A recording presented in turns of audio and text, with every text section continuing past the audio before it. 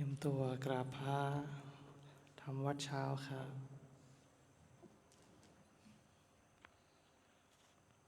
ทั้งหมดกราบพระพร้อมกันครับกราบกราบกราบกราบบารมีธรรมพ่อแม่ครูบาอาจารย์ครับทั้งหมดกล่าวคำบูชาพระรัตนตรัยพร้อมกันครับอิมินาสกา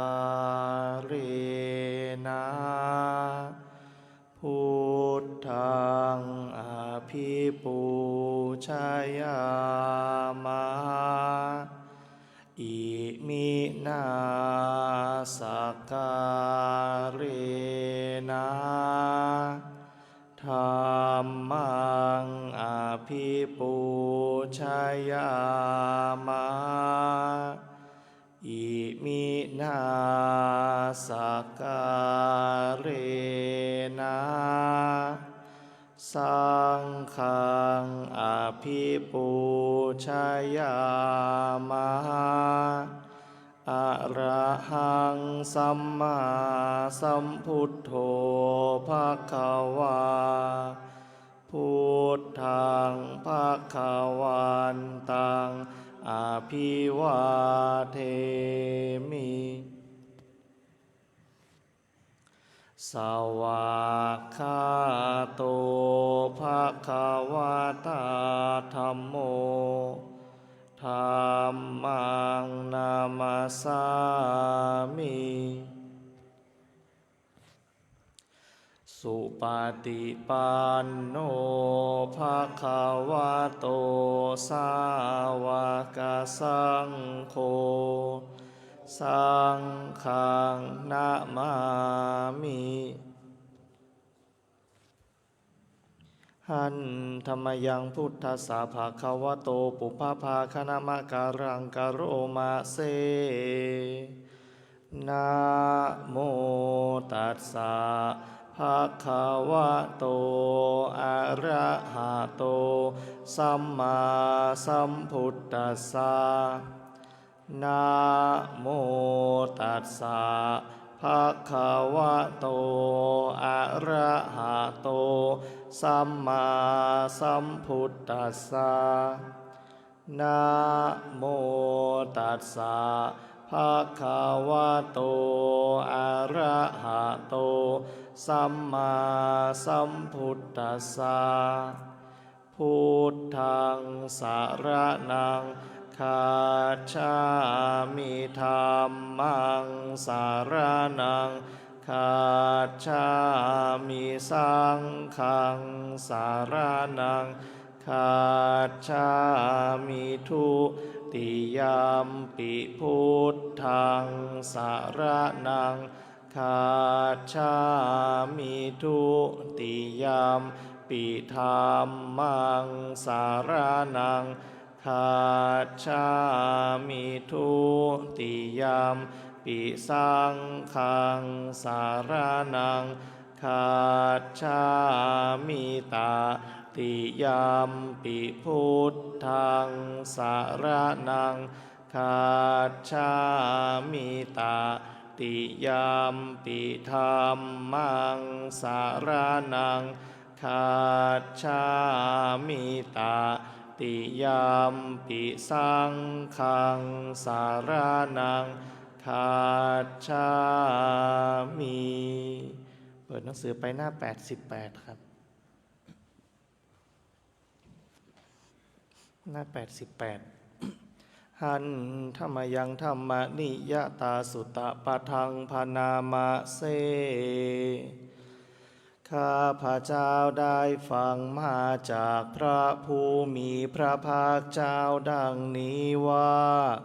ในสมัยหนึ่งพระผู้มีพระภาคเจ้าเสด็จประทับอยู่ในพระเชตวันมหาวิหารของท่านอนาถบิณฑิกเศรษฐีในเมืองสาวัตถีในการครั้งนั้นแล พระผู้มีพระภาคเจ้าได้ตรัสเตือนสติภิกษุทั้งหลายให้ตั้งใจฟังและพิจารณาตามพระดำรัสของพระองค์ครั้งเมื่อภิกษุเหล่านั้นกราบทูลด้วยความเคารพพร้อมที่จะรับฟังแล้ว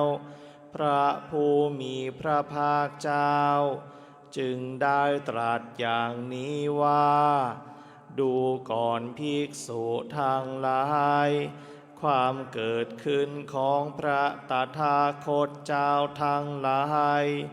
หรือว่าความไม่เกิดขึ้นแห่งพระตถาคตเจ้าทั้งหลาย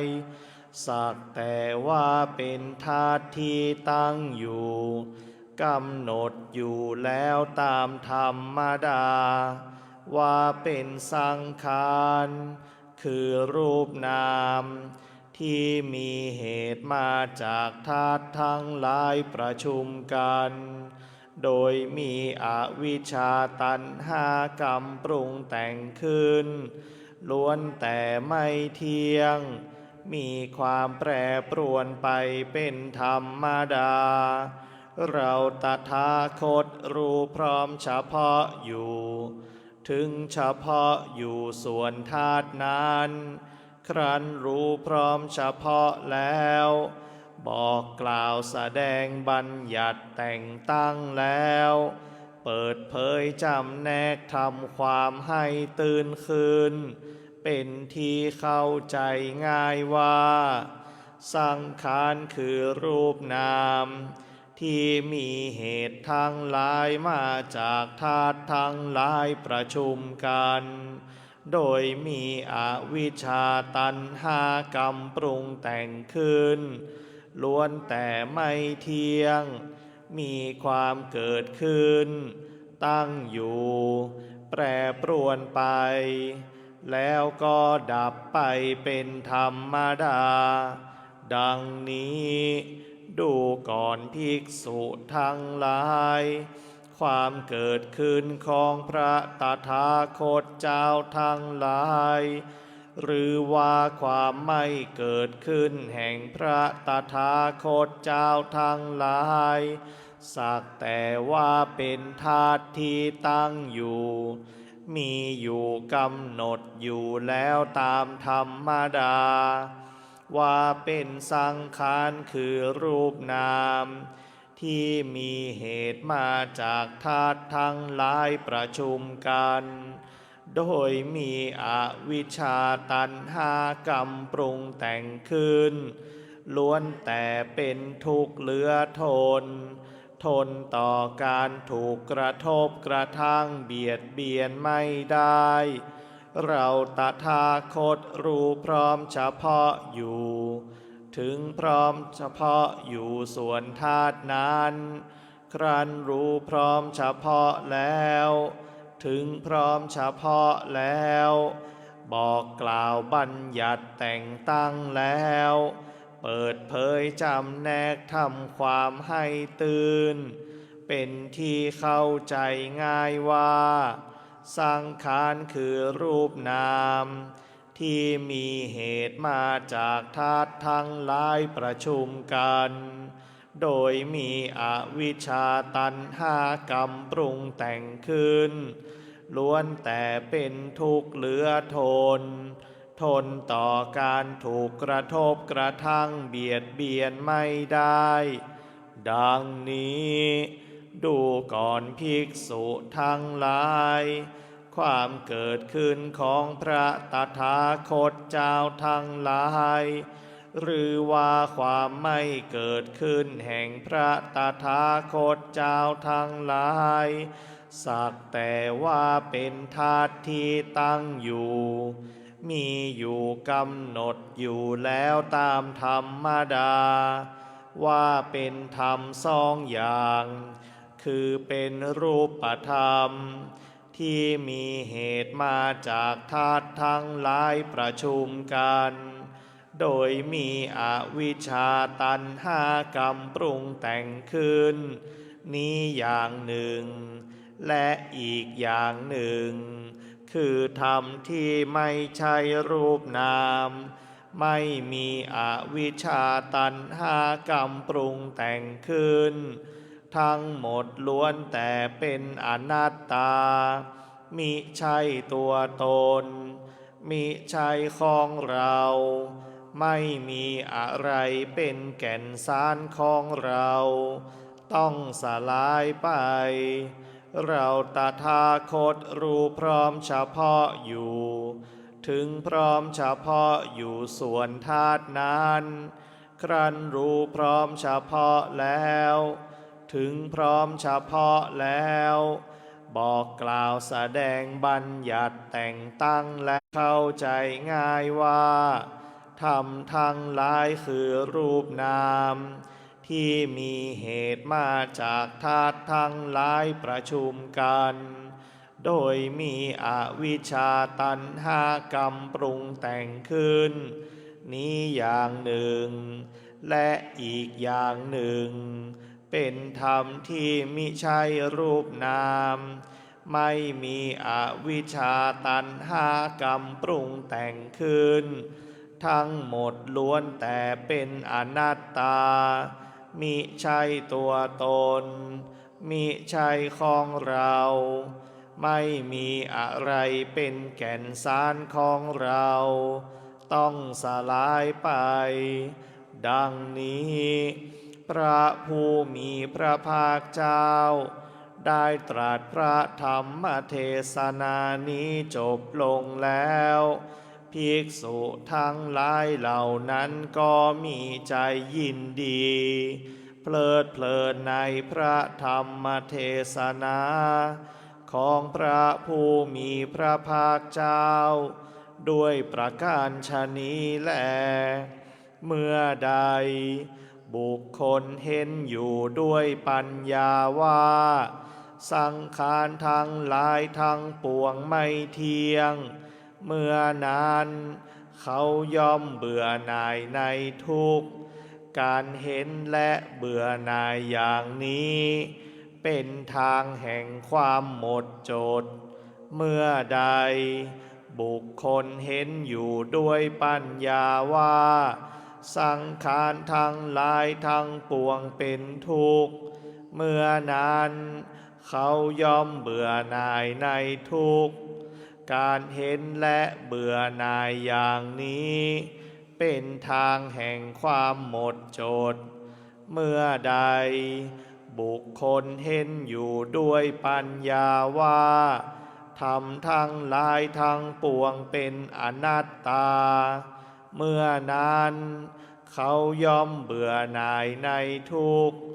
การเห็นและเบื่อหน่ายอย่างนี้